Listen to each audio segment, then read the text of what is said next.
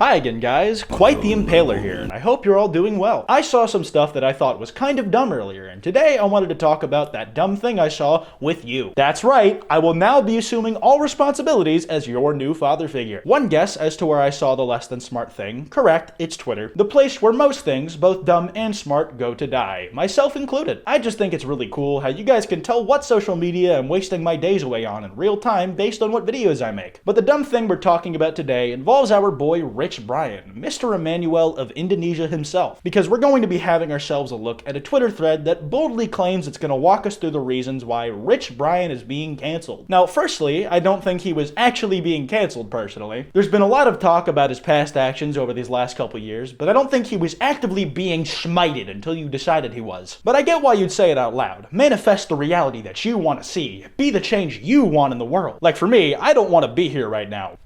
Yeah, it didn't work. But even then, the jury's out on whether this is actually a canceling or not, because it seems like most people are pretty understanding of the situation that Brian's found himself in, the lukewarm soup that it is. Most of the top tweets, if you look up his name, aren't about this, but instead the fact that he did a cover of Super Bass by Nicki Minaj, and I'm legally obligated to tell you the truth here, it slaps. This one is for the boys with the booming system, top down AC with the coolest system. Now the thread basically details that Rich Brian is being canceled because of old tweets. I know, it sounds so stereotypical that it could have been pulled right out of a stand-up special, but there was many a screenshot of these old tweets that were from the 2012 to 2014 time range, where Brian could be seen talking all sorts of crap, all sorts of dookie. He's making jokes at the expense of a whole lot of groups of people, he's saying slurs in a lot of them too. It seems bonkers at first. The thread itself is decently long and relatively detailed. I archived all of it just in case it got deleted, and it was a minor hassle to get it all in one place, so props for organizing all that stuff, I guess. It's a lot for sure, but in my opinion, a pretty compelling argument for why this was dumb is that Brian was 12 when he tweeted some of that shit. 14 years old at max for all the others. He was an actual child, not some 17 to 19-year-old being referred to as a kid or calling themselves a kid to try and get off easier, and without apologizing or actually changing. No, Brian was an actual fetus back then. Not one of those fake ones that you'd buy for Halloween at Party City or something. At this, you probably wouldn't know if you hadn't been told, but Brian is also a non-native English speaker. It's his second language, his first being Indonesian. Because, surprise, he also didn't grow up in America. He grew up in Indonesia, a country literally on the opposite side of the world compared to the United States, and he claims to have learned English entirely through the internet, by watching Rubik's Cubes tutorials on YouTube, listening to music, and so on. And while you can argue that internet culture is in a lot of ways deeply rooted in American culture, and that the vast amount of information available on it makes it the perfect gateway to understanding other cultures, it is in no way equivalent to having grown up in that culture from birth till present while having the norms of that society that you spend all your time inside of impressed upon you that whole time. We're talking about someone who didn't know what Apple Pay or Orajel was until he came to the States. It's also not super reasonable to expect a 14-year-old to be the same person right now that they'll be when they're 20. The whole point is to be able to look back and reflect. And to his credit, if you think the things he said are like just despicable, when it comes to some of what he said, Brian has been very forthcoming with his regret. If you don't know, his old rap name was Rich Chigga, and it's pretty obvious what that's a stand-in for. It's the N-word. But also in his breakout single, Dat Stick, he just says the N-word straight up. And at the time, and to this day, I suppose he got a lot of heat for it. So what was his response? I was like, if I have a song that blows up and like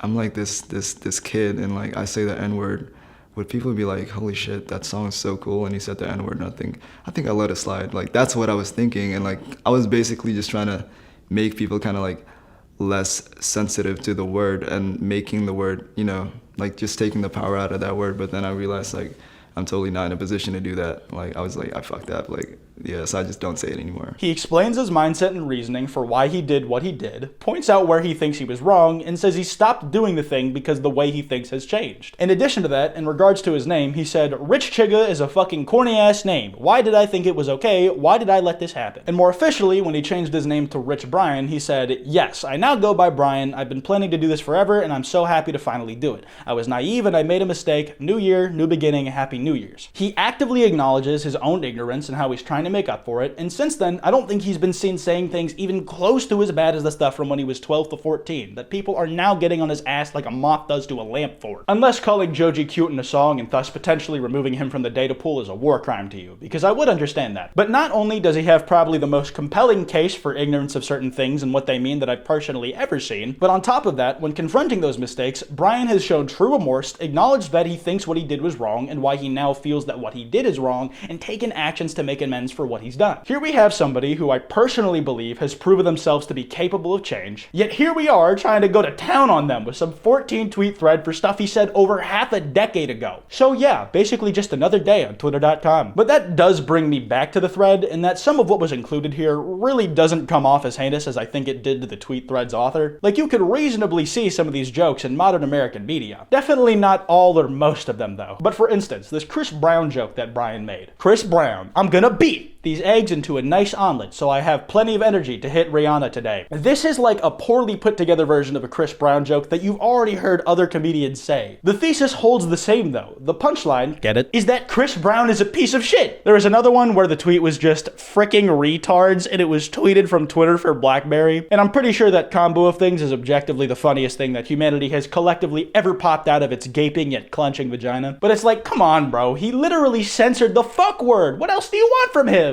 Also, I think starting the thread with a K-pop fan cam was such a bad first impression for anyone reading that it made anything Brian could have possibly said look like gospel by comparison. Next is the part where you say, hey, I get it quite, that's like the name of one of his songs. Now the tweeter did have a response to the age argument, and it went like this. He was so young when he made these tweets though. Okay, and would you rather we let his problematic past stay unnoticed, or we call him out for it so people who he offended can choose whether they feel comfortable supporting him, and so we can apologize, learn, and grow from this? His age isn't an excuse. He isn't gonna get by until he sincerely apologizes for everything. And even if he does, nobody is obliged to accept that apology, and those who he didn't offend don't have the right to accept it either. So they've explicitly said what they want here, and it's for Rich Brian to apologize for every single thing that he's ever done and they deem bad, those bad things being stuff he said when he was 12. Cool. They claim it's so he can learn and grow from it, but what the hell do you think he's been doing the last 6 years? Do you think he's just been 12 years old the whole time, man? The motivation behind trying to cancel him seems a lot less sincere than the tweeter either wants to admit, or alternatively, it comes off less sincere than they actually meant it to. It's like you're trying to personally micromanage another individual's personal growth and trying to hold them individually accountable for every individual thing they've ever done, which is redundant. That's what this entire thing is. It's redundant. It's a retread of the same type of thing he's already had to address. It's like running endlessly on a treadmill that also happens to be made of molten lava. Look, personal growth is not typically cordoned off to just one area of a person's life, not having any effect on the rest of it. No. What it usually does is it permeates through that person's entire existence, like a wet fart. The change they've had as a result of one situation likely changes the way they conduct themselves in every aspect of their life in some way moving forward. And when he's constantly being beaten down for the same kind of shit that he said as a kid when he's not like that anymore, why should he change in the future? What would be the point? There's always going to be that group of people who would never forgive you, so why bother apologizing to them? When really,